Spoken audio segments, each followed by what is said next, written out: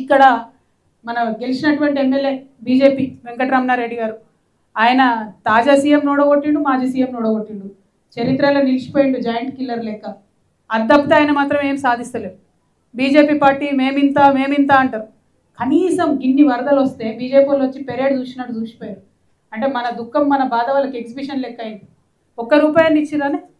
అదే గుజరాత్లో వరదలు వస్తే 800 కోట్లు ఇచ్చారు. ఎలక్షన్ ముంగడ బీహార్లో వస్తే 800 కోట్లు ఇచ్చారు.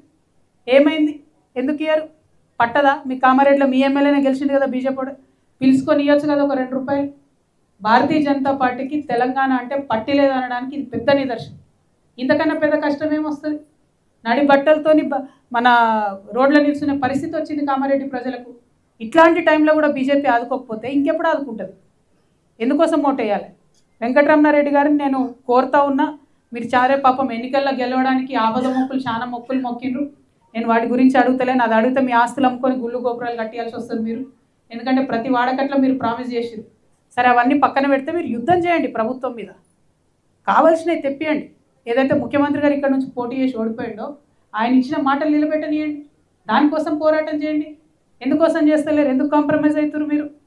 వెంకటరమణారెడ్డి గారు, మీరు బీజేపీ వాళ్ళతో కొట్లాడి నిధులు తేవాలి, కాంగ్రెస్ వాళ్ళతో కూడా కొట్లాడి నిధులు తేవాలని చెప్పి నేను డిమాండ్ చేస్తూ ఉన్నా.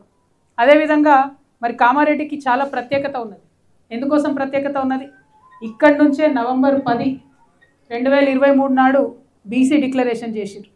ఈ కాంగ్రెస్ వాళ్ళు ఇక్కడ లోకల్ నాయకులు చెప్తే వాళ్ళ మాటలు ఎవరు నమ్మరని చెప్పి పక్క రాష్ట్ర ముఖ్యమంత్రి బీసీ బిడ్డ సిద్దిరామయ్య గారిని తీసుకొని వచ్చి మరి ఇక్కడ బీసీ డిక్లరేషన్